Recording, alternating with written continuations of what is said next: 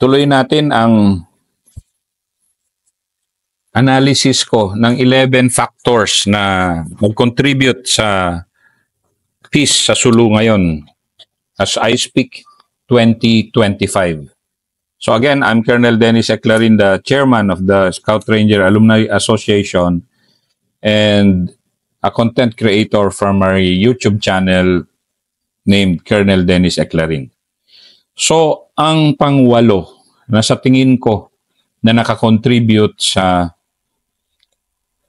attainment ng peace o kapayapaan sa Sulu ay ang pag-recruit at pag-train ng mga community defenders. Ano ba sabihin ng community defenders?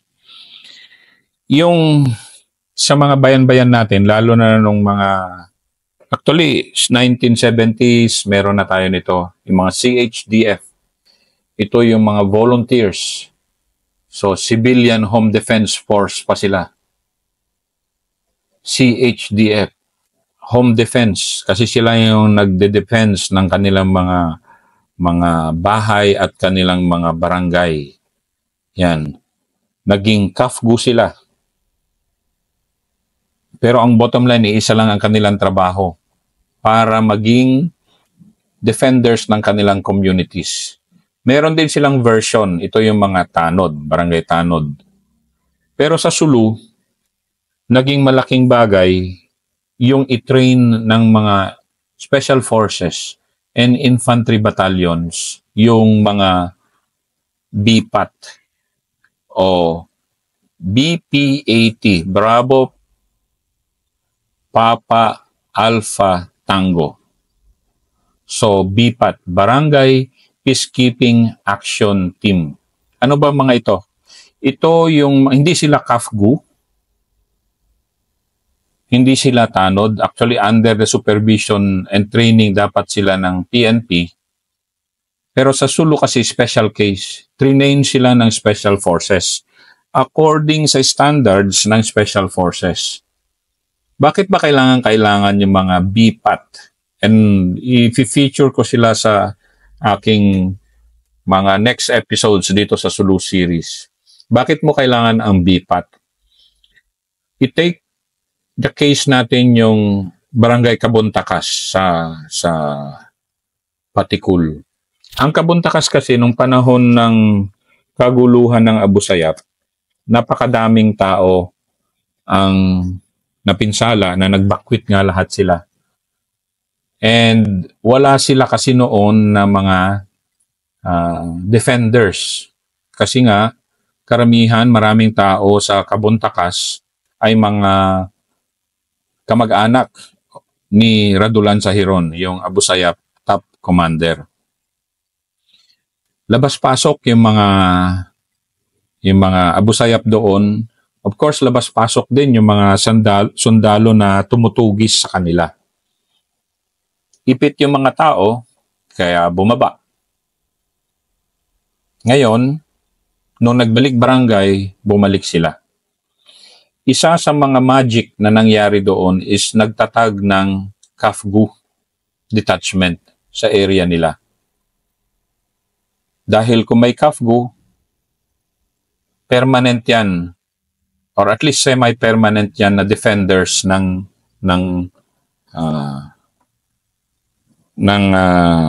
barangay nila. Kasi napakalayo nga at napaka-risky.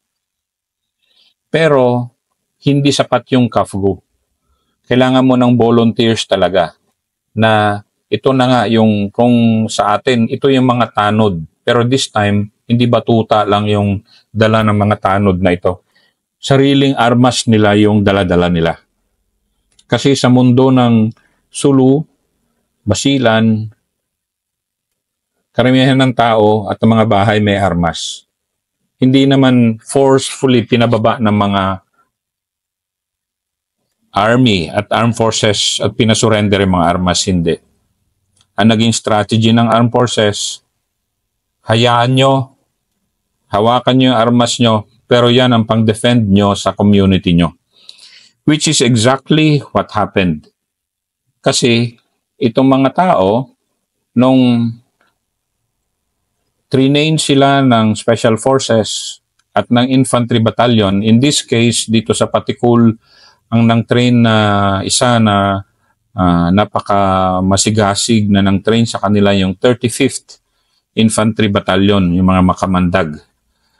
Sila yung nag-handle sa mga BPAT para maganda ang deployment nila. And yun nga, yung mga BPAT ngayon, together with the CAFGUS, kahit iilan lang yung cadre, Special Forces cadre ng CAFGUS, buhay na buhay sila, ready to defend their communities. Of course, ba't di nila ginawa nung mga panahon na yon na ang dami nilang kalaban? Ang dami pang mga Abu Sayyaf. Kasi noon, wala pang CAFGU sa mga areas na yan. Wala pang CAFGU sa mga kabuntakas. Takot pa mag-CAFGU ang mga maraming tao noon. Pero, iyan yung dividends of peace. Hindi na takot mag-CAFGU yung mga residente ng mga conflict areas katulad ng Buhanginan o Kabuntakas sa Sulu. Ready silang mag-CAFGU. And bilang BPAT naman, Barangay Peacekeeping Action Teams, ready rin sila na manilbihan. Wala nga silang sweldo, maliit lang na honorarium. Pero ready silang makipagsabayan kung bumalik man ulit kung sino man yung mga mag-threat sa kanila. Especially kung mga Abu Sayyaf na ayaw na nila. So, ang magandang ginagawa ng infantry battalions at ng mga tropa ngayon doon, mga special forces, is yung constant contact, constant training, constant monitoring nitong mga BPAT na Barangay Peacekeeping Action Teams. Sila ngayon yung truly frontline defenders ng ating mga bagong communities na bagong-bago lang nakakatamasa ng kapayapaan. So yan sa akin yung pangwalo na strategy na ginamit ng military para makamit ang kapayapaan sa Sulu. Ang pag-train ng mga community defenders like the CAFGUS and the BPATs.